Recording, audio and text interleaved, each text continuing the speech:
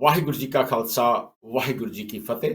ਅੱਜ ਤੁਹਾਡੇ ਵਾਸਤੇ ਇੱਕ ਵਿਸ਼ੇਸ਼ ਪ੍ਰੋਗਰਾਮ ਲੈ ਕੇ ਆਏ ਹਾਂ ਤੇ ਸਾਡੀ ਜਿਹੜੀ ਸਕਰੀਨ ਹੈਗੀ ਆ ਤੁਹਾਨੂੰ ਦਿਸ ਰਹੇਗੀ ਪਿੱਛੇ ਕਿ ਖਾਸ ਰਿਪੋਰਟ ਦੀ ਅਸੀਂ ਗੱਲ ਕਰਾਂਗੇ। ਪਰ ਸ਼ੁਰੂਆਤ ਦੇ ਵਿੱਚ ਦੱਸ ਦਈਏ ਥੋੜ੍ਹਾ ਜਿਹਾ ਆਪਣੇ ਦਰਸ਼ਕਾਂ ਨੂੰ ਕਿ ਅਸੀਂ ਬਰਤਾਨੀਆ ਦੀ ਗੱਲ ਕਰਦੇ ਹਾਂ ਕਿ ਬਰਤਾਨੀਆ ਇੱਕ ਬਹੁਤ ਕੌਮੀ, ਬਹੁਤ ਸੱਭਿਆਚਾਰੀ ਦੇਸ਼ ਬਣ ਚੁੱਕਾ ਹੈ। ਦੁਨੀਆ ਦੇ ਜੇ ਕਹਿ ਦਈਏ ਕਿ ਦੁਨੀਆ ਦੇ ਉੱਤੇ ਇੱਕ ਪਹਿਲਾ ਮੁਲਕ ਹੋਵੇਗਾ ਜਿਸ ਨੂੰ ਅਸੀਂ ਕਿ ਦ ਮੋਸਟ ਡਾਈਵਰਸ ਕੰਟਰੀ ਅਸੀਂ ਕਹਿ ਸਕਦੇ ਹਾਂ। ਤੇ ਇੱਥੇ ਅਸੀਂ ਦੇਖਦੇ ਹਾਂ ਕਿ ਬਹੁਤ ਸਾਰੇ ਧਰਮਾਂ ਦੇ ਬਹੁਤ ਸਾਰੇ ਜਿਹੜੇ ਬੈਕਗਰਾਊਂਡ ਉਹਨਾਂ ਦੀ ਹੈਗੀ ਲੋਕਾਂ ਦੀ, ਉਹ ਇੱਥੇ ਆ ਚੁੱਕੇ ਨੇ। ਉਹਨਾਂ ਦੇ ਆਪਣੇ ਆਪਣੇ ਵਿਸ਼ਵਾਸ ਨੇ, ਆਪਣੀ ਆਪਣੀ ਬੋਲੀ ਹੈ, ਆਪਣਾ ਆਪਣਾ ਉਹਨਾਂ ਦਾ ਧਰਮ ਹੈ, ਆਪਣਾ ਸੱਭਿਆਚਾਰ ਹੈ, ਰੀਤੀ ਰਿਵਾਜ ਹਨ, ਉਹਨਾਂ ਦੇ ਆਪਣੇ ਆਪਣੇ ਵਿਸ਼ਵਾਸ ਹਨ। ਤੇ ਇਹਨਾਂ ਚੀਜ਼ਾਂ ਨੂੰ ਲੈ ਕੇ ਅਸੀਂ ਗੱਲ ਕਰਦੇ ਹਾਂ ਕਿ ਜਿਵੇਂ ਕਿ ਮਰਦਮਸ਼ੁਮਾਰੀ ਦੀ ਗੱਲ ਕੀਤੀ ਸੀ। ਸਰਕਾਰ ਜਦੋਂ ਮਰਦਮਸ਼ੁਮਾਰੀ ਕਰਾਉਂਦੀ ਆ ਤਾਂ ਦੇਖਦੀ ਆ ਕਿ ਕਿੰਨੇ ਲੋਕ ਕਿਹੜੇ ਕਿਹੜੇ ਧਰਮ ਨੂੰ ਜਾਂ ਕਿਹੜੇ ਕਿਹੜੇ ਸੱਭਿਆਚਾਰ ਨੂੰ ਬਿਲੋਂਗ ਕਰਦੇ ਆ ਜਾਂ ਕਿੱਥੇ ਉਹਨਾਂ ਦਾ ਪਿਛੋਕੜ ਕੀ ਹੈਗਾ। ਤੇ ਨਾਲ ਦੀ ਨਾਲ ਜਿਹੜੀਆਂ ਸਰਕਾਰਾਂ ਨੇ ਉਹ ਗਾਹੇ ਬਗਾਹੇ ਸਰਵੇ ਕਰਾਉਂਦੀਆਂ ਰਹਿੰਦੀਆਂ ਨੇ ਕਿ ਜਿਹੜੀ ਕਮਿਊਨਿਟੀ ਹੈਗੀ ਆ ਉਹਨਾਂ ਨੂੰ ਕਿਹੜੀਆਂ ਕਿਹੜੀਆਂ ਲੋੜਾਂ ਨੇ, ਜਾਂ ਜਿਹੜੀ ਸਰਕਾਰ ਨੇ ਆਪਣੇ ਕਾਨੂੰਨ ਬਣਾਉਣੇ ਹੁੰਦੇ ਆ ਜਾਂ ਹੋਰ ਸਹੂਲਤਾਂ ਦੇਣੀਆਂ ਹੁੰਦੀਆਂ ਹੈ ਉਹਨਾਂ ਨੂੰ ਮੱਦੇ ਨਜ਼ਰ ਰੱਖ ਕੇ ਇੱਕ ਪਿਛਲੇ ਦਿਨਾਂ ਦੇ ਵਿੱਚ ਇੱਕ ਰਿਪੋਰਟ, ਵੈਸੇ ਤਾਂ ਇਹ ਰਿਪੋਰਟ ਜਿਹੜੀ ਆ ਬੋਰਿਸ ਜੌਨਸਨ ਦੇ ਵੇਲੇ 2019 ਤੋਂ ਇਹ ਸ਼ੁਰੂ ਹੋਇਆ ਸੀ ਪ੍ਰੋਸੈਸ, ਪਰ ਕੋਵਿਡ ਦੇ ਆਉਣ ਕਰਕੇ ਜਿਹੜੀ ਰਿਪੋਰਟ ਹੈ ਕਾਫੀ ਲੇਟ ਹੋ ਗਈ ਸੀ।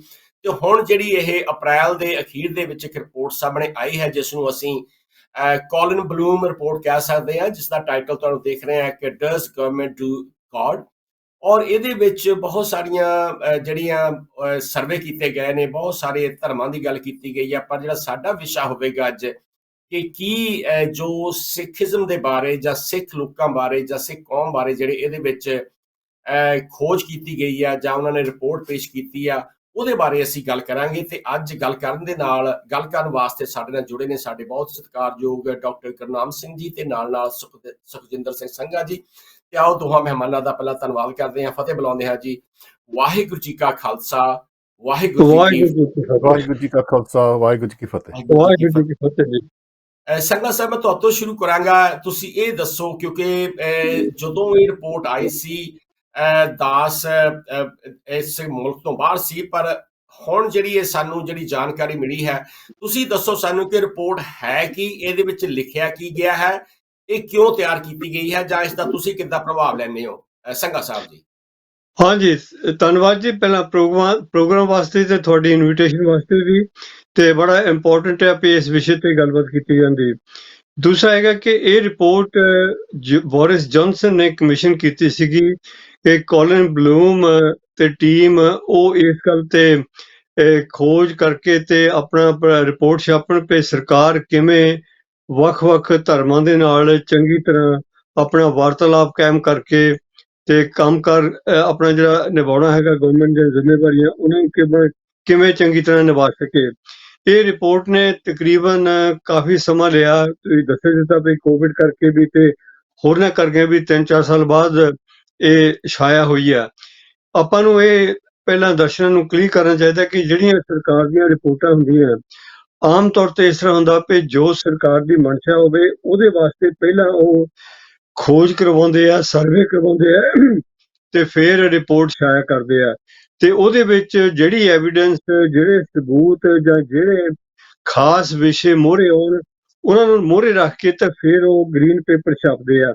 ਗ੍ਰੀਨ ਪੇਪਰ ਦਾ ਭਾਵ ਇਹ ਹੁੰਦਾ ਕਿ ਜਦੋਂ ਕੋਈ ਰਿਪੋਰਟ ਛਾਇਆ ਹੁੰਦੀ ਹੈ ਤੇ ਉਹਦੇ ਵਿੱਚੋਂ ਮੁੱਖ ਅੰਗ ਉਹਦੇ ਵਿੱਚੋਂ ਚੁਣ ਕੇ ਉਹਨਾਂ ਅੰਗਾਂ ਦੇ ਸਾਹਮਣੇ ਆਪਾਂ ਨੂੰ ਇਹ ਪਤਾ ਲੱਗੇ ਕਿ ਇਹਨਾਂ ਤੇ ਸਰਕਾਰ ਨੂੰ ਕਿਹੜੇ ਕਦਮ ਚੱਕਣੇ ਚਾਹੀਦੇ ਆ, ਕਿਹੜੇ ਕਾਨੂੰਨ ਬਣਾਉਣੇ ਚਾਹੀਦੇ ਆ ਤੇ ਕਿਹੜੀਆਂ ਪਹਿਲ ਕਦਮੀਆਂ ਕਰਨੀਆਂ ਚਾਹੀਦੀਆਂ। ਇਹਨਾਂ ਗੱਲਾਂ ਨੂੰ ਮੁੱਖ ਰੱਖਦਿਆਂ ਇਸ ਰਿਪੋਰਟ ਦੇ ਵਿੱਚ ਤਕਰੀਬਨ ਸਾਰਿਆਂ ਧਰਮਾਂ ਤੇ ਸਾਰੀਆਂ ਘੱਟ ਗਿਣਤੀਆਂ ਨੂੰ ਜਿਹੜੀਆਂ ਪ੍ਰਮੁੱਖ ਆ ਸਾਹਮਣੇ ਰੱਖ ਕੇ ਸਰਵੇ ਕਰਕੇ ਰਿਪੋਰਟ ਸ਼ਾਇਰ ਕੀਤੀ। ਇਹਦੇ ਵਿੱਚ ਵੱਖ-ਵੱਖ ਆਪਣੇ ਚੈਪਟਰ ਹੈਗੇ ਆ ਤੇ ਉਹਦੇ ਵਿੱਚ ਸੈਕਸ਼ਨ ਆ, ਪਰ ਆਪਾਂ ਗੱਲ ਕਰਦੇ ਹੈਗੇ ਆ ਸਿੱਖ ਧਰਮ ਨਾਲ ਸੰਬੰਧਿਤ ਜਿਹੜਾ ਸੈਕਸ਼ਨ ਆ। ਜਿਹੜਾ ਸਿੱਖਾਂ ਨਾਲ ਸੰਬੰਧਿਤ ਸੈਕਸ਼ਨ ਹੈਗਾ ਉਹਦਾ ਜਿਹੜਾ ਹੈਡਿੰਗ ਆ, ਜਿਹੜਾ ਉਹਦਾ ਮੁੱਖ ਚੈਪਟਰ ਦਾ ਨਾਂ ਰੱਖਿਆ ਆ ਸਿੱਖ ਐਕਸਟ੍ਰੀਮਿਜ਼ਮ। ਤੇ ਜਦੋਂ ਇਹ ਰਿਪੋਰਟ ਛਾਇਆ ਹੋਈ ਆ ਉਸ ਤੋਂ ਸਭ ਤੋਂ ਵੱਡਾ ਰਿਐਕਸ਼ਨ ਪਹਿਲੇ ਇਹੋ ਸੀਗਾ ਤੇ ਆਪਾਂ ਵੀ ਤੇ ਹੋਰਨਾਂ ਵਿਦਵਾਨਾਂ ਨੇ ਵੀ ਇਸ ਗੱਲ ਤੇ ਕਿੰਤੂ ਪਰੰਤੂ ਕੀਤਾ ਸੀਗਾ ਕਿ ਬਾਕੀ ਜਿਹੜੇ ਧਰਮ ਹੈਗੇ ਆ, ਜਿੱਦਾਂ ਹਿੰਦੂਆਂ ਦੇ ਨਾਲ ਉਹਨਾਂ ਨੇ ਧਾਰਮਿਕ ਆਪਣੀ ਕੌਮੀਅਤ ਦੀ ਗੱਲ ਕੀਤੀ ਤੇ ਬੁੱਧ ਧਰਮ ਦੇ ਨਾਲ ਵੀ ਧਾਰਮਿਕ ਕੌਮੀਅਤ ਦੀ ਗੱਲ ਕੀਤੀ ਤੇ ਕਾਲੇ ਲੋਕਾਂ ਨੇ ਵੀ ਕੌਮੀਅਤ ਦੀ ਗੱਲ ਕੀਤੀ। ਇਸ ਤਰ੍ਹਾਂ ਜੂਇਸ਼ ਤੇ ਬਾਕੀ, ਪਰ ਸਿੱਖਾਂ ਦਾ ਐਕਸਟ੍ਰੀਮਿਜ਼ਮ ਹੈਡਿੰਗ ਦੇ ਵਿੱਚ ਜੋੜ ਦੇਣਾ ਇਹ ਬਹੁਤ ਵੱਡੀ ਇੱਕ ਕਿਸਮ ਦੀ ਆਪਣੇ ਭਾਈਚਾਰੇ ਨਾਲ ਜ਼ਿਆਦਤੀ ਸੀਗੀ। ਔਰ ਇਸ ਗੱਲ ਨੂੰ ਲੈ ਕੇ ਬਹੁਤ ਸਾਰੇ ਵਿਦਵਾਨਾਂ ਆਪਣੇ ਡਾਕਟਰ ਗੁਰਨਾਮ ਸਿੰਘ ਹੋਰਾਂ ਨੇ ਵੀ ਇਸ ਤੇ ਇੱਕ ਪ੍ਰੋਗਰਾਮ ਕੀਤਾ ਸੀਗਾ ਇੱਕ ਵੱਖਰੇ ਚੈਨਲ ਤੇ ਉਸ ਤੋਂ ਬਾਅਦ ਇੰਡੀਅਨ ਐਕਸਪ੍ਰੈਸ, ਇੰਡੀਆ ਦੀ ਹੋਰ ਪ੍ਰੈਸ ਦੇ ਵਿੱਚ ਵੀ, ਇੱਥੇ ਬਰਤਾਨੀਆ ਦੇ ਵਿੱਚ ਵੀ ਕਾਫੀ ਸਾਰਾ ਹੋਇਆ। ਹੁਣ ਤਾਂ ਤਕਰੀਬਨ 2-3 ਆਪਣੀਆਂ ਆਰਗੇਨਾਈਜੇਸ਼ਨਸ ਤੇ ਤਕਰੀਬਨ 4 ਵਿਅਕਤੀਗਤਾਂ ਨੇ ਇਹਦੇ ਤੇ ਆਪਣੇ ਰਿਐਕਸ਼ਨ ਦਿੱਤੇ ਹੈਗੇ ਆ। ਪਰ ਆਪਾਂ ਵੀ ਇਸ ਤੇ ਕੰਮ ਕਰ ਰਹੇ ਹਾਂ ਕਿ ਜ਼ਰੂਰੀ ਹੈ ਇਸ ਰਿਪੋਰਟ ਨੂੰ ਬਿਲਕੁਲ ਇਹਦਾ ਵਿਸ਼ਲੇਸ਼ਣ ਕਰਤੇ ਇਹਦੇ ਜਿਹੜੇ ਮੁੱਖ ਆਪਣੇ ਪਹਿਲੂ ਹੈਗੇ ਆ ਜਿਨ੍ਹਾਂ ਤੇ ਕਿੰਤੂ ਪਰੰਤੂ ਕਰਨਾ ਚਾਹੀਦਾ ਉਹ ਸਾਹਮਣੇ ਆਉਣ।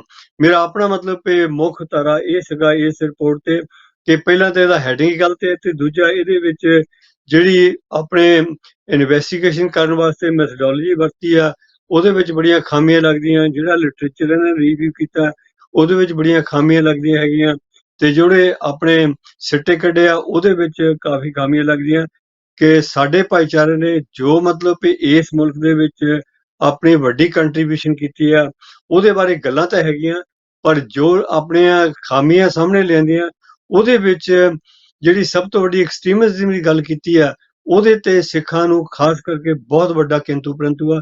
ਹੁਣ ਤੁਸੀਂ ਆਪਣਾ ਸਵਾਲ ਗਾਂ ਤੋਲੋ, ਫਿਰ ਡਾਕਟਰ ਨੇ ਵੀ ਆਪਣੇ ਵਿਚਾਰ ਦੇਣੇ ਹੁੰਦੇ ਆ। ਬਹੁਤ ਬਹੁਤ ਧੰਨਵਾਦ।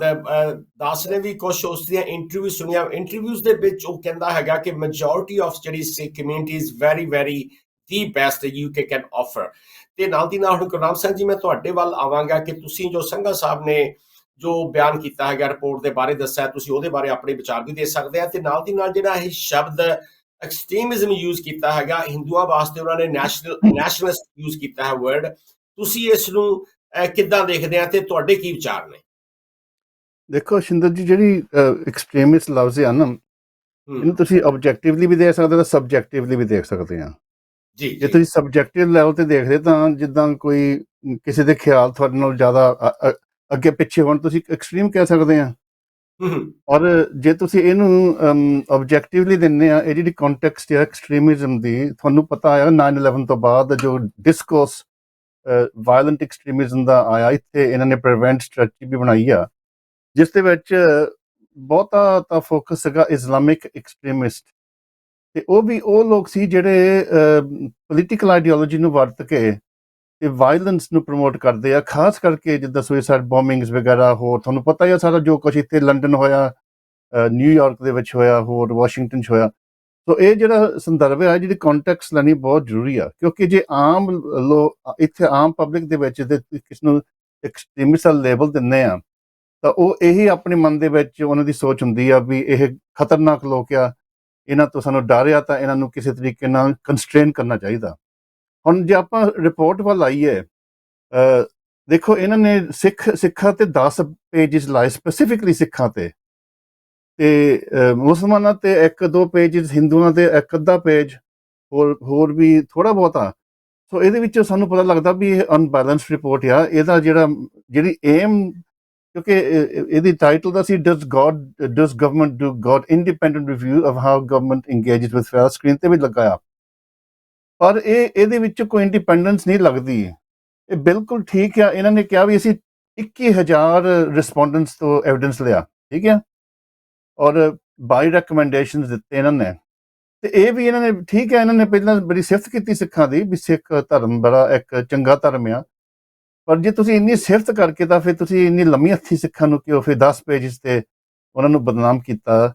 ਔਰ ਉਹ ਐਵੀਡੈਂਸ ਇਹਨਾਂ ਨੇ ਜੋ ਉਹਦੇ ਵਾਸਤੇ ਲਿਆ ਤਾਂ ਇੱਕ ਦੋ ਇਨਸੀਡੈਂਟਸ ਜਿਹੜੇ ਹੋਏ ਆ ਯੂਕੇ ਦੇ ਵਿੱਚ, ਗੁਰਦੁਆਰੇ ਦੇ ਵਿੱਚ, ਜਿਹੜੇ ਕਿ ਨਿਊਜ਼ਪੇਪਰਾਂ ਦੇ ਵਿੱਚ ਰਿਪੋਰਟ ਕੀਤੇ ਗਏ, ਜਾਂ ਇੱਕ ਟੈਰੀ ਮਿਲਾਸਕੀ ਦੀ ਰਿਪੋਰਟ ਸੀ ਕੈਨੇਡਾ ਤੋਂ, ਜਿਹੜੀ ਕਿ ਬਾਅਦ 'ਚ ਉਹਨਾਂ ਨੇ ਆਪ ਉਹ ਜਦੋਂ ਚੈਲੰਜ ਕੀਤੀ ਗਈ ਸੀ ਇਨ ਕੋਰਟਸ, ਉਹਨਾਂ ਨੇ ਆਪ ਕਿਹਾ ਸੀ ਵੀ ਅਸੀਂ ਬਹੁਤਾ ਫੈਬਰੀਕੇਟਡ ਸੀਗਾ। ਸੋ ਉਹਦਾ ਜਿਹੜਾ ਐਵੀਡੈਂਸ ਬੇਸ ਆ, ਅਸੀਂ ਕੋਈ ਪੱਖ ਨਹੀਂ ਲੈਂਦੇ ਇੱਥੇ। ਮੈਂ ਤਾਂ ਕਹਿੰਦਾ ਜੇ ਸਿੱਖਾਂ ਦੇ ਵਿੱਚ ਕੋਈ ਐਕਸਟ੍ਰੀਮਿਸਟ ਟੈਰਰਿਜ਼ਮ ਵਾਇਲੈਂਸ ਹੈਗੀ ਤਾਂ ਇਹਨੂੰ ਰੋਕਣਾ ਚਾਹੀਦਾ। ਮੈਂ ਤਾਂ ਕਹਿੰਦਾ ਆ ਕਿਉਂਕਿ ਸਿੱਖ ਹੋ ਕੇ ਮੈਂ ਵਾਇਲੈਂਸ ਦੇ ਖਿਲਾਫ ਆ, ਐਕਸਟ੍ਰੀਮਿਸਟ ਦੇ ਖਿਲਾਫ ਆ, ਪਰ ਇਹਨਾਂ ਨੇ ਜਿਹੜਾ ਐਵੀਡੈਂਸ ਦਿੱਤਾ ਸੀ ਉਹ ਮੈਂ ਕਹਾਂਗਾ ਗੁੰਡਾਗਰਦੀ ਆ। ਦੇਖੋ ਹਰੇਕ ਕੌਮ ਦੇ ਵਿੱਚ ਗੁੰਡਾਗਰਦੀ ਹੁੰਦੀ ਆ। ਹੁਣ ਤੁਸੀਂ ਕਿਸੇ ਸ਼ਹਿਰ ਦੇ ਵਿੱਚ ਚਲ ਜਾਓ, ਸੈਟਰਡੇ ਨਾਈਟ ਆ ਪੱਬਾਂ ਤੋਂ ਬਾਹਰ ਕਿਦਾਂ ਲੜਦੇ ਆ, ਹਾਂਜੀ। ਪਰ ਉਹ ਗੁੰਡਾਗਰਦੀ ਦਾ ਜੋ ਕੱਲ ਨੋਟਿੰਗਮ ਦੇ ਵਿੱਚ ਹੋਇਆ, ਇਹਦੇ ਵਿੱਚ ਜ਼ਮੀਨ ਅਸਮਾਨ ਦਾ ਫਰਕ ਆ। ਸੋ ਸਾਡਾ ਕੰਸਰਨ ਇਹ ਆ। ਹਾਂਜੀ ਸ਼ਿੰਦਰ।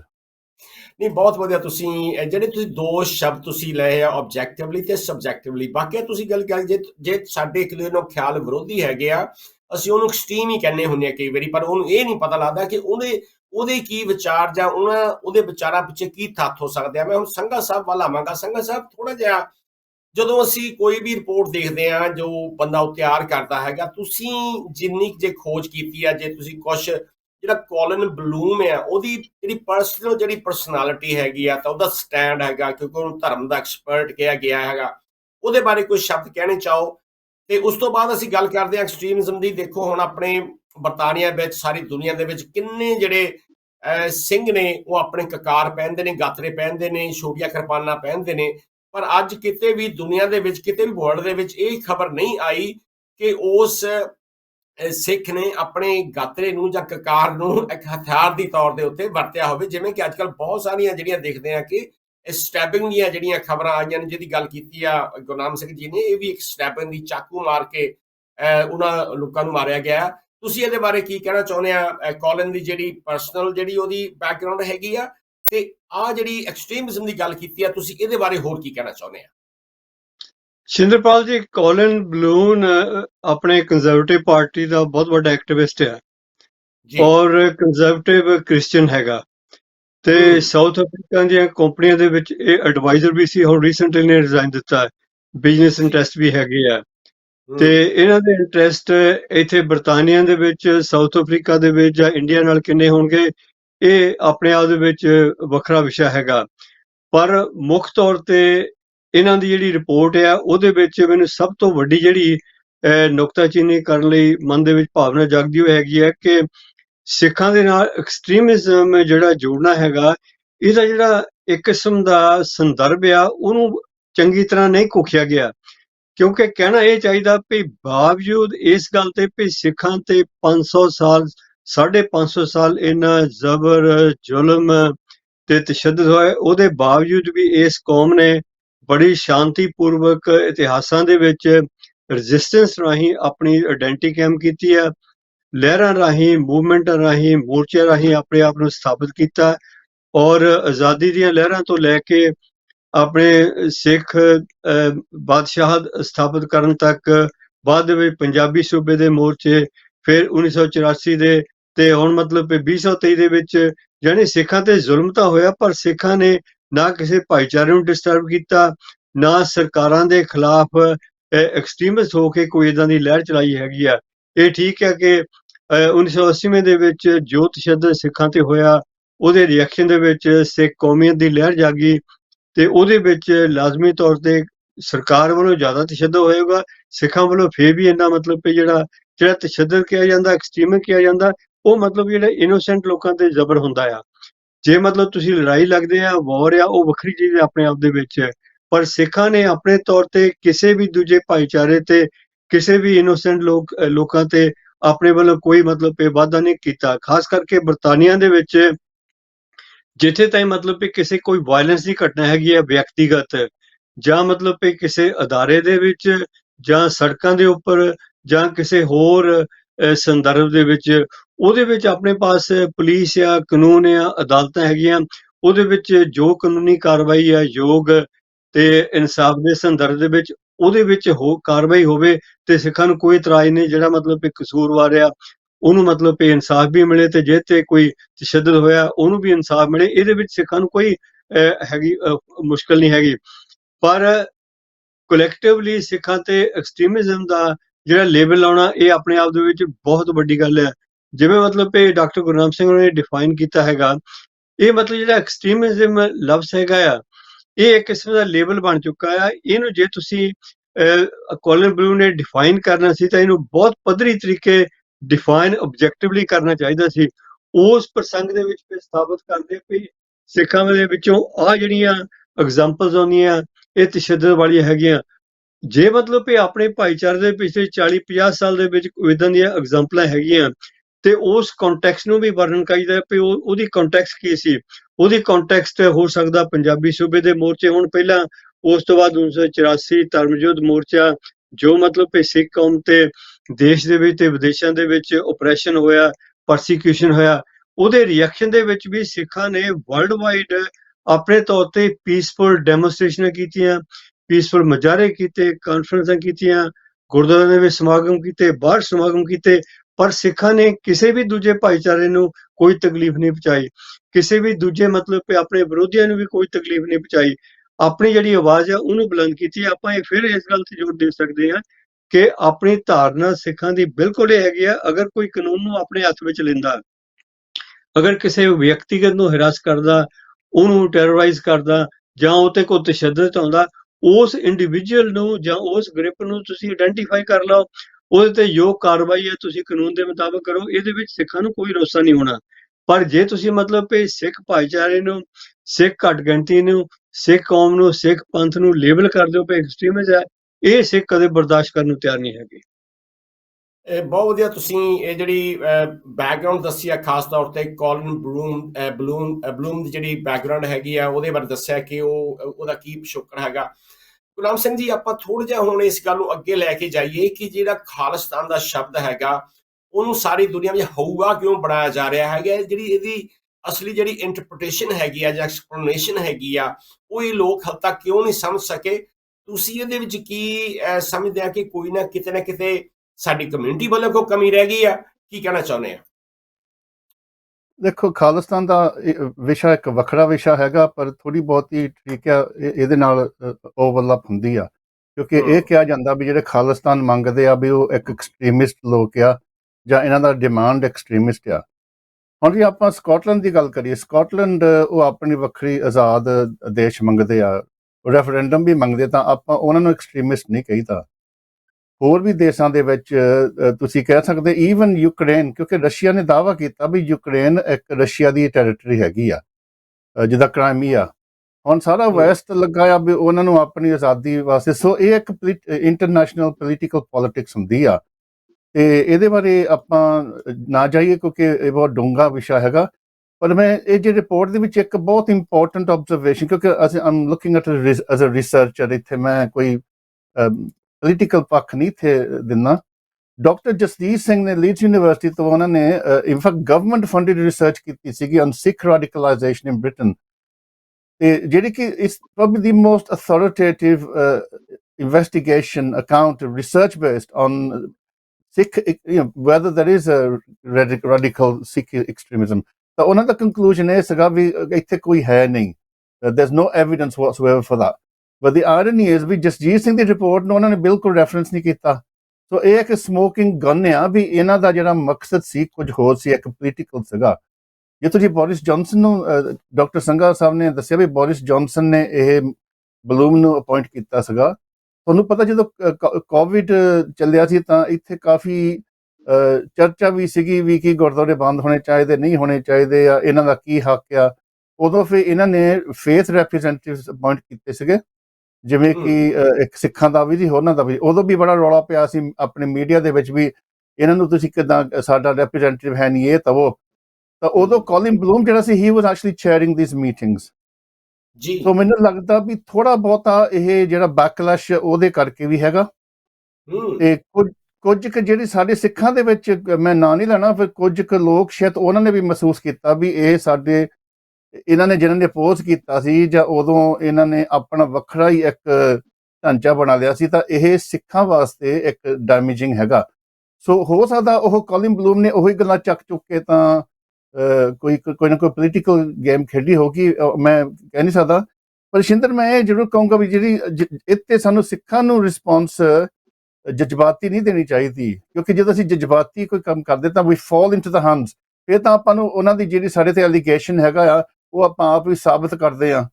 ਸਾਨੂੰ ਇਹਦੇ ਤੇ ਬੜਾ ਇੱਕ ਠੰਡੇ ਦਿਮਾਗ ਦੇ ਨਾਲ, ਹੁਣ ਇਹਦੀ ਇੱਕ ਖੁਸ਼ੀ ਦੀ ਮੈਂ ਤੁਹਾਨੂੰ ਗੱਲ ਦੱਸਦਾ। ਰਿਪੋਰਟ ਹੁਣ ਪਹਿਲੀ ਤੁਹਾਨੂੰ ਐਕਸਕਲੂਸਿਵ ਦਿੰਦਾ ਵੀ, ਸਿੱਖਸ ਫॉर ਜਸਟਿਸ ਨਹੀਂ, ਸਿੱਖਸ ਇਨ ਅਕੈਡਮੀਆ, ਜੋ ਕਿ ਆਪਾਂ ਸੰਸਥਾ ਬਣਾਈ, ਤੁਹਾਨੂੰ ਪਤਾ ਹੈ, ਤੁਸੀਂ ਵੀ ਆਏ ਸੀਗੇ, ਔਰ ਹੋਰ ਵੀ ਸੰਸਥਾ ਆਪਣੇ ਆਪਣੇ ਵੱਖਰੇ ਤਰੀਕੇ ਨਾਲ ਹੁਣ ਉਹਦੀ ਰਿਪੋਰਟ ਦਾ ਇੱਕ ਜਵਾਬ ਲਿਖ ਰਹੇ ਆ। ਤੇ ਇੱਕ ਹੋਰ ਬਹੁਤ ਇੰਪੋਰਟੈਂਟ ਡਿਵੈਲਪਮੈਂਟ ਹੈਗੀ ਆ ਵੀ ਜਿਹੜੀ ਸਿਕਸ ਇਨ ਲਾਅ ਆ ਬੈਰਿਸਟਰਸ ਹੈਗੇ ਕਾਫੀ, ਉਹਨਾਂ ਨੇ ਇੱਕ ਕਮਿਸ਼ਨ ਦੇ ਉੱਤੇ ਬਣਾ ਰਹੇ ਆ ਜਿਸ ਤੇ ਪ੍ਰੋਪਰਲੀ ਜਿੱਦਾਂ ਗਵਰਨਮੈਂਟ ਲੈਵਲ ਤੇ ਆਪਾਂ ਐਵੀਡੈਂਸ ਲੈ ਕੇ ਕੋਲਿਨ ਬਲੂਮ ਵੀ ਆਪਾਂ ਬੁਲਾਉਂਗੇ ਉਹਨੂੰ ਓਪਨਲੀ ਕਮਿਸ਼ਨ ਦੇ ਵਿੱਚ ਸਾਰਾ ਐਵੀਡੈਂਸ ਲੈ ਕੇ ਆਪਾਂ ਰਿਪੋਰਟ ਤਿਆਰ ਉਹ ਕਰਨਗੇ as a lawyers because on the record ਇੱਕ ਇਹਦਾ ਜਿਹੜਾ ਰਿਸਪੌਂਸ ਰੱਖਣਾ ਬਹੁਤ ਜ਼ਰੂਰੀ ਆ।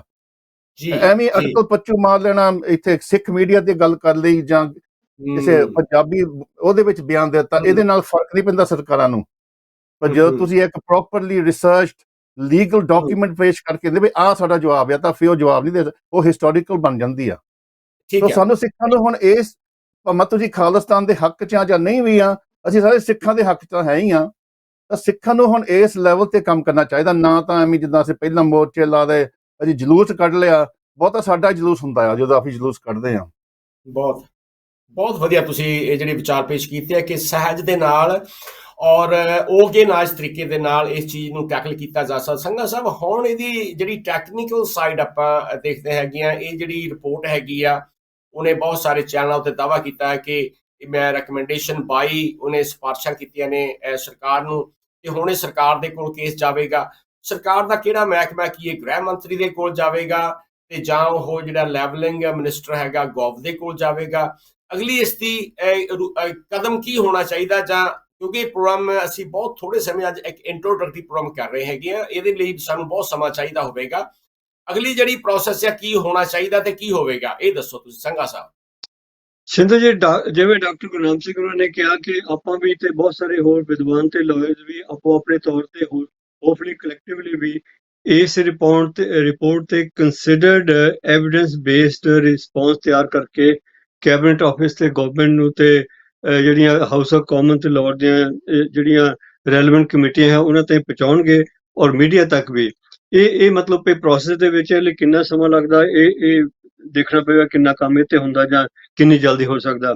ਜਿਹੜਾ ਤੁਸੀਂ ਸਵਾਲ ਉਚੇਚੇ ਤੌਰ ਤੇ ਪੁੱਛਿਆ ਹੋਇਆ ਹੈਗਾ ਕਿ ਮੇਰਾ ਆਪਣਾ ਵਿਚਾਰ ਹੈਗਾ ਨਿੱਜੀ ਕਿ ਜਿਸ ਕ੍ਰਾਈਸਿਸ ਦੇ ਵਿੱਚ ਇਸ ਵੇਲੇ ਕੰਜ਼ਰਵੇਟਿਵ ਗਵਰਨਮੈਂਟ ਹੈਗੀ ਹੈ ਉਹਦੇ ਵਿੱਚ ਲੱਗਦਾ ਕਿ ਉਹ ਜ਼ਿਆਦਾ ਬਿਜ਼ੀ ਹੈਗੇ ਤੇ ਮੂਹਰੇ ਇਲੈਕਸ਼ਨ ਵੀ ਸਾਲ ਦੇ ਵਿੱਚ ਜਾਂ ਸਾਲ ਦੇ ਤਕਰੀਬਨ ਦੁਆਲੇ ਆਉਣੇ ਵਾਲੀ ਹੈਗੀ ਹੈ।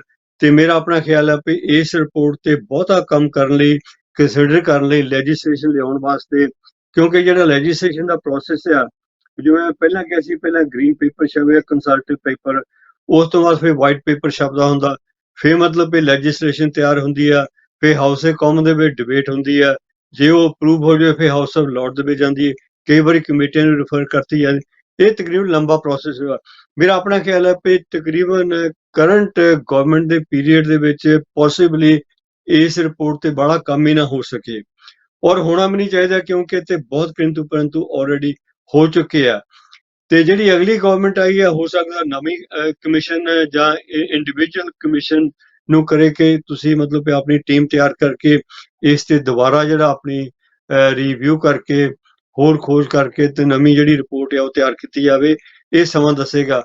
ਪਰ ਆਪਣੇ ਤੌਰ ਤੇ ਜੋ ਆਪਾਂ ਨੂੰ ਕਰਨਾ ਚਾਹੀਦਾ ਉਹ ਜਿਵੇਂ ਡਾਕਟਰਾਂ ਨੇ ਡਿਸਕ੍ਰਾਈਬ ਕੀਤਾ ਹੈਗਾ, ਆਪਾਂ ਮਤਲਬ ਆਪਣੇ ਗੁਰਦੁਆਰਿਆਂ ਦੇ ਵਿੱਚ, ਬਾਹਰ ਪੰਡਾਲਾਂ ਦੇ ਵਿੱਚ, ਪਬਲਿਕ ਸੜਕਾਂ ਦੇ ਵਿੱਚ ਜਲਸੇ ਜਲੂਸ ਮੁਜ਼ਾਹਰੇ ਕਰੀਏ, ਉਹ ਆਪਣਾ ਪੋਪੂਲਰ ਕਲਚਰ ਹੈਗਾ।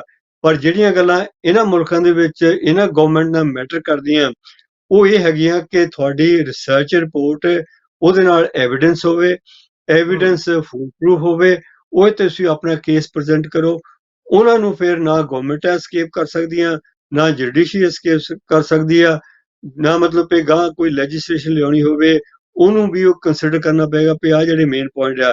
ਪਰ ਇਹਦੇ ਵਿੱਚ ਜਿਹੜਾ ਮੁੱਖ ਧਾਰਾ ਇਹ ਹੈਗਾ ਕਿ ਸਿੱਖਾਂ ਦੇ ਪਹਿਲੂ ਤੋਂ ਅਗਰ ਮਤਲਬ ਜਿਵੇਂ ਤੁਸੀਂ ਡਾਕਟਰ ਨੇ ਸਵਾਲ ਕੀਤਾ ਹੈ ਵੀ ਇਹ ਖਾਲਿਸਤਾਨ ਨਾਲ ਜੁੜਦੇ ਹੈਗੇ ਆ, ਇਹ ਆਮ ਹੁਣ ਸਮਝਿਆ ਜਾਂਦਾ ਵੀ ਜਿਹੜਾ ਖਾਲਿਸਤਾਨ ਹੈ ਉਹ ਸਿੱਖਾਂ ਨਾਲੋਂ ਵੀ ਵੱਧ ਗੌਰਮੈਂਟਾਂ ਵੈਪਨਾਈਜ਼ ਕਰਕੇ ਸਿੱਖਾਂ ਦੇ ਖਿਲਾਫ ਯੂਜ਼ ਕਰ ਰਹੀਆਂ। ਉਹਨਾਂ ਮਤਲਬ ਕਿ ਖਾਲਿਸਤਾਨ ਦੇ ਨਾਅਰਿਆਂ ਦਾ ਜਾਂ ਮਤਲਬ ਕਿ ਪ੍ਰਚਾਰ ਦਾ ਸਿੱਖਾਂ ਨੂੰ ਲਾਭ ਨਹੀਂ ਹੋ ਰਿਹਾ, ਜਿੰਨਾ ਸਿੱਖਾਂ ਨੂੰ ਨੁਕਸਾਨ ਹੋ ਰਿਹਾ। ਉਹ ਆਪਣੇ ਤੌਰ ਤੇ ਜੇ ਨਾ ਵੀ ਕੋਈ ਗੱਲ ਕਰੇ ਤਾਂ ਗੌਰਮੈਂਟਾਂ ਦਾ ਮੀਡੀਆ ਆਪੇ ਹੀ ਕਰੀ ਜਾਂਦੇ ਹੈਗੇ ਆ।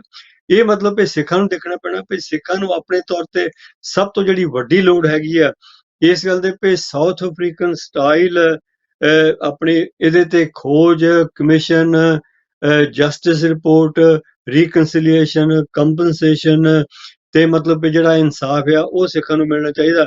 ਅਗਰ ਇਹਨਾਂ ਗੱਲਾਂ ਤੇ ਕੰਮ ਹੋਵੇ, ਕੋਈ ਇਹਦੇ ਤੇ ਕਲੋਜ਼ਰ ਆ ਸਕੇ, ਤੇ ਸਿੱਖਾਂ ਦੇ ਵਿੱਚੋਂ ਅੱਧੀ ਮਤਲਬ ਵੀ ਜਿਹੜਾ ਗੁੱਸਾ ਉਦਾਂ ਹੀ ਘਟ ਜਾਣਾ ਹੈਗਾ।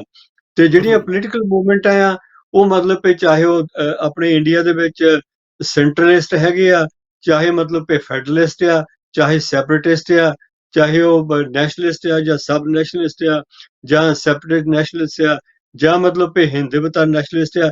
ਇਹ ਜਿਹੜੀ ਪੋਲਿਟਿਕਸ ਹੈ ਇਹਨੂੰ ਆਪਾਂ ਨਾ ਰੋਕ ਸਕਦੇ ਆ, ਨਾ ਇਹ ਰੁਕਣੀ, ਇਹ ਚੱਲੀ ਜਾਣੀ ਹੈਗੀ ਆ। ਇਹਦਾ ਅੰਡਰ ਰਿਜ਼ਲਟ ਕੀ ਨਿਕਲਦਾ, ਇਹ ਲਾਜ਼ਮੀ ਤੌਰ ਤੇ ਮੌਜੂਦਾ ਸੰਦਰਭ ਦੇ ਵਿੱਚ ਡੈਮੋਕ੍ਰੈਟਿਕ ਪ੍ਰੋਸੈਸ ਵਿੱਚ ਵੋਟਾਂ ਹੁੰਦੀਆਂ, ਇਹ ਲੋਕਾਂ ਤੇ ਡਿਪੈਂਡ ਕਰਦਾ ਹੁੰਦਾ ਵੀ ਉਹਨਾਂ ਨੇ ਚਾਹੇ ਮਤਲਬ ਰੈਫਰੈਂਡਮ ਹੋਣੇ ਆ ਜਾਂ ਨਹੀਂ ਹੋਣੇ ਆ, ਵੋਟਿੰਗ ਹੋਣੀ ਆ, ਉਹਦਾ ਐਂਡ ਰਿਜ਼ਲਟ ਕੀ ਹੋਣਾ, ਤੇ ਉਹ ਮਤਲਬ ਵੀ ਆਪਣੇ ਆਪ ਦੇ ਵਿੱਚ ਆਪਣਾ ਪ੍ਰੋਸੈਸ ਆ ਉਹ ਚੱਲੀ ਜਾਣਾ ਹੁੰਦਾ। ਪਰ ਆਪਣੇ ਤੌਰ ਤੇ ਇਸ ਮੁਲਕ ਦੇ ਵਿੱਚ ਆਪਾਂ ਇਹੋ ਕੰਮ ਕਰ ਸਕਦੇ ਹਾਂ। ਹਾਂ ਸੰਘਾ ਸਾਹਿਬ, ਸਾਡੇ ਕੋਲ 1 ਮਿੰਟ ਬਾਕੀ ਰਹਿ ਗਿਆ ਕਿ ਤੁਸੀਂ ਬਹੁਤ ਸਾਰੀਆਂ ਗੱਲਾਂ ਮੇਰੇ ਖਿਆਲ ਗੁਰਨਾਮ ਸਿੰਘ ਜੀ ਤੋਂ ਜਿਹੜੀ ਆਪਾਂ ਲੈਣੀ ਸੀ ਜਾਣਕਾਰੀ ਉਹ ਤੁਸੀਂ ਦੇ ਦਿੱਤੀ ਆ। ਗੁਰਨਾਮ ਸਿੰਘ ਜੀ 1 ਮਿੰਟ ਦੇ ਵਿੱਚ ਤੁਸੀਂ ਅੱਧੇ ਮਿੰਟ ਦੇ ਵਿੱਚ ਕੀ ਕਹਿਣਾ ਚਾਹੁੰਦੇ, ਕੀ ਸੁਨੇਹਾ ਦੇਣਾ ਚਾਹੁੰਦੇ ਆ ਗੁਰਨਾਮ ਸਿੰਘ ਜੀ? ਜਿਹੜਾ ਕਿਉਂਕਿ ਸੰਘਾ ਸਾਹਿਬ ਨੇ ਪੋਲੀਟੀਕਲ ਪੱਖ ਰੱਖਿਆ, ਮੈਂ ਸਿਰਫ ਇਹ ਕਹੂੰਗਾ ਵੀ ਇਹ ਜਿਹੜੀ ਰਿਪੋਰਟ ਆ ਮੈਨੂੰ ਲੱਗਦਾ ਵੀ ਇਹ ਇੰਡੀਅਨ ਸਰਕਾਰ ਨੂੰ ਖੁਸ਼ ਕਰਨ ਵਾਸਤੇ ਸੀ, ਕਿਉਂਕਿ ਜਦੋਂ ਇਹ ਕਮਿਸ਼ਨ ਕੀਤੀ ਸੀ ਬੋਰਿਸ ਜੌਨਸਨ ਨੇ, ਉਦੋਂ ਬ੍ਰੈਗਜ਼ਿਟ ਤੋਂ ਬਾਅਦ ਇੰਡੀਆ ਦੇ ਨਾਲ ਟ੍ਰੇਡ ਡੀਲ ਦੀ ਬੜੀ ਗੱਲ ਚੱਲਦੀ ਸੀ, ਪਰ ਉਧਰ ਇੰਡੀਆ ਦੇ ਜਿਹੜੀ ਸਰਕਾਰ ਉਹ ਕਹਿੰਦੀ ਸੀ ਵੀ ਤੁਸੀਂ ਇਹ ਖਾਲਿਸਤਾਨੀਆਂ ਨੂੰ ਰੋਕੋ। ਸੋ ਮੈਨੂੰ ਲੱਗਦਾ ਵੀ ਇਹ ਇੱਕ ਕਿਸਮ ਦੀ ਉਹਨਾਂ ਨੂੰ ਇੱਕ ਸਿੰਬੋਲਿਕਲੀ ਸੀ ਵੀ ਸਰਕਾਰ ਨੂੰ ਵੀ ਦੇਖੋ ਅਸੀਂ ਆਹ ਕਹਿ ਰਹੇ ਹਾਂ। ਸੋ ਉਹ ਇਹਨਾਂ ਨੇ ਡੀਲ ਥੋੜਾ ਬਹੁਤਾ ਕਰ ਲਿਆ। ਹੁਣ ਤਾਂ ਬੋਰਿਸ ਵੀ ਨਹੀਂ ਰਿਹਾ, ਤਾਂ ਮੈਨੂੰ ਲੱਗਦਾ ਵੀ ਪੋਲੀਟੀਕਲੀ ਜਿੱਦਾਂ ਸੰਘਾ ਸਾਹਿਬ ਨੇ ਕਿਹਾ, ਇਹ ਜਿਹੜੀ ਰਿਪੋਰਟ ਹੁਣ ਇਹ ਹਿਸਟਰੀ ਬਣ ਗਈ ਆ, ਪਰ ਹਿਸਟਰੀ ਨੂੰ ਵੀ ਕਰੈਕਟ ਦੱਸਣਾ ਬਹੁਤ ਜ਼ਰੂਰੀ ਆ। ਜਿੱਥੇ ਤੱਕ ਸਿੱਖਾਂ ਦਾ ਸਟਰਗਲ ਆ, ਇਹ ਤਾਂ ਇੱਕ ਵੱਖਰਾ ਪ੍ਰੋਗਰਾਮ ਆਪਾਂ ਇੱਥੇ ਕਰ ਸਕਦੇ ਹਾਂ, ਕਿਉਂਕਿ ਬਹੁਤ ਵੱਡਾ ਇਸ਼ੂ ਹੈਗਾ। ਪਰ ਬਿਲਕੁਲ ਸਾਨੂੰ ਹੁਣ ਇਹ ਤੋਂ ਜਾਗਰਤ ਲੈਣੀ ਚਾਹੀਦੀ ਹੈ ਤੇ ਸਿੱਖਾਂ ਨੂੰ ਇੱਕ ਪ੍ਰੋਪਰਲੀ ਬਿਹੇਵ ਕਰਨਾ ਚਾਹੀਦਾ। ਮੈਂ ਤਾਂ ਕਹਿੰਦਾ ਵੀ ਅਸੀਂ ਖੁਦ ਦਾ ਆਪਣੇ ਪੈਰ 'ਚ ਕਈ ਵਾਰੀ ਮਾਰ ਲੈਂਦੇ ਆ ਕਿ ਜਦੋਂ ਇਦਾਂ ਦੇ ਇਸ਼ੂ ਹੁੰਦੇ ਆ। ਚਲੋ ਠੀਕ ਹੈ, ਆਪਾਂ ਆਉਣ ਵਾਲੇ ਸਮੇਂ ਦੇ ਵਿੱਚ ਇਹਨੂੰ ਗੱਲ ਨੂੰ ਅੱਗੇ ਆਪਾਂ ਤੁਰਾਂਗੇ, ਤੇ ਇਹਦੇ ਨਾਲ ਹੀ ਇਹ ਦੋਹਾਂ ਮਹਿਮਾਨਾਂ ਦਾ ਬਹੁਤ ਬਹੁਤ ਧੰਨਵਾਦ, ਸਰਦਾਰ ਸੰਘਾ ਸਾਹਿਬ ਜੀ ਤੇ ਗੁਰਨਾਮ ਸਿੰਘ ਜੀ, ਬਹੁਤ ਬਹੁਤ ਧੰਨਵਾਦ। ਵਾਹਿਗੁਰੂ ਜੀ ਕਾ ਖਾਲਸਾ, ਵਾਹਿਗੁਰੂ ਜੀ ਕੀ ਫਤਿਹ। ਦਰਸ਼ਕੋ, ਅੱਜ ਦਾ ਪ੍ਰੋਗਰਾਮ ਅਸੀਂ ਇਹ ਸ਼ੁਰੂਆਤ ਹੈ, ਇਹ ਜਿਹੜੀ ਗੱਲ ਹੈ ਇਹ ਕਿੱਥੇ ਤੱਕ ਜਾਂਦੀ ਹੈ, ਪਰ ਨਾਲ ਦੀ ਨਾਲ ਜਿਵੇਂ ਗੁਰਨਾਮ ਸਿੰਘ ਜੀ ਨੇ ਕਿਹਾ ਕਿ ਉਹਦੇ ਕਾਰਨ ਵੀ ਦੱਸਿਆ ਕਿ ਇਸ ਰਿਪੋਰਟ ਦੇ ਕੀ ਕਾਰਨ ਹੋ ਸਕਦੇ ਆ ਕਿ ਹੁਣ ਛਾਇਆ ਹੋਈ ਆ, ਤੇ ਨਾਲ ਦੀ ਨਾਲ ਜਿਵੇਂ ਅਸੀਂ ਕਹਿੰਦੇ ਆ ਕਿ ਜਬੇ ਬਾਣ ਲੱਗਿਓ ਤਵੇ ਰੋਹ ਜਾਗਿਓ, ਤੇ ਹੁਣ ਜਦੋਂ ਥੋੜੀ ਜਿਹੀ ਸਾਨੂੰ ਪਿੰਚ ਹੋਈ ਹੈ ਗੱਲ, ਸਾਨੂੰ ਵੀ ਹੋਰ ਜਿਹੜੀ ਥਿੰਕ ਟੈਂਕ ਬਣ ਕੇ ਇਹ ਜਿਹੜੀ ਆਪਣੀ ਵਿਚਾਰ ਹੈ ਜਾਂ ਆਪਣਾ ਪੱਖ ਹੈਗਾ ਉਹ ਸਰਕਾਰ ਨੂੰ ਚੰਗੀ ਤਰ੍ਹਾਂ ਰੱਖਣ ਦੀ ਲੋੜ ਹੈਗੀ ਆ। ਠੀਕ ਹੈ ਕਿ ਸ਼ੁਰੂਆਤ ਹੋਈ ਹੈ, ਤੇ ਜਿਹੜੀ 1% ਸਾਡੀ ਆਬਾਦੀ ਹੈ ਇਸ ਮੁਲਕ ਦੇ ਵਿੱਚ, ਉਹਦੀ ਇੱਕ ਮਾਈਨਰ ਚੀਜ਼ ਨੂੰ ਲੈ ਕੇ ਐਡਾ ਵੱਡਾ 11 ਪੇਜ ਦਾ ਉਹਨੇ ਆਪਣਾ ਡਾਕੂਮੈਂਟ ਬਣਾਤਾ, ਦਸਤਾਵੇਜ਼ ਬਣਾਤਾ, ਜਦ ਕਿ ਦੂਜੇ ਜਿਹੜੇ ਧਰਮਾਂ ਦੀ ਗੱਲ ਉਹਨਾਂ ਨੇ ਬੜੀ ਚੁੱਪ-ਚਾਪ ਕੀਤੀ ਹੈਗੀ ਹੈ। ਖੈਰ, ਆਪਾਂ ਦੇਖਾਂਗੇ ਆਉਣ ਵਾਲੇ ਸਮੇਂ ਦੇ ਵਿੱਚ ਇਹ ਜਿਹੜਾ ਪ੍ਰੋਸੈਸ ਹੈਗਾ ਜਾਂ ਸਰਕਾਰ ਨੂੰ ਆਪਾਂ ਕਿਹੋ ਜਿਹਾ ਸੁਨੇਹਾ ਦਿੰਦੇ ਆ, ਤੁਹਾਨੂੰ ਇਹ ਪ੍ਰੋਗਰਾਮ ਕਿਹੋ ਜਿਹਾ ਲੱਗਿਆ। ਅਸੀਂ ਇਹਦੇ ਉੱਤੇ ਇੱਕ ਹੋਰ ਡਿਬੇਟ ਸ਼ੋਅ ਵੀ ਕਰਾਂਗੇ, ਉਹਦੇ ਵਿੱਚ ਵੀ ਤੁਸੀਂ ਸ਼ਾਮਲ ਜ਼ਰੂਰ ਹੋਣਾ, ਆਪਣੇ ਵਿਚਾਰ ਸਾਡੇ ਨਾਲ ਸਾਂਝੇ ਜ਼ਰੂਰ ਕਰਨੇ। ਇਹਨਾਂ ਸ਼ਬਦਾਂ ਦੇ ਨਾਲ ਸ਼ਿੰਦਰਪਾਲ ਸਿੰਘ ਨੂੰ ਦਿਓ ਆਗਿਆ, ਇੱਥੇ ਫਤਿਹ ਬੁਲਾਉਂਦੇ ਹਾਂ ਜੀ। ਵਾਹਿਗੁਰੂ ਜੀ ਕਾ ਖਾਲਸਾ, ਵਾਹਿਗੁਰੂ ਜੀ ਕੀ ਫਤਿਹ।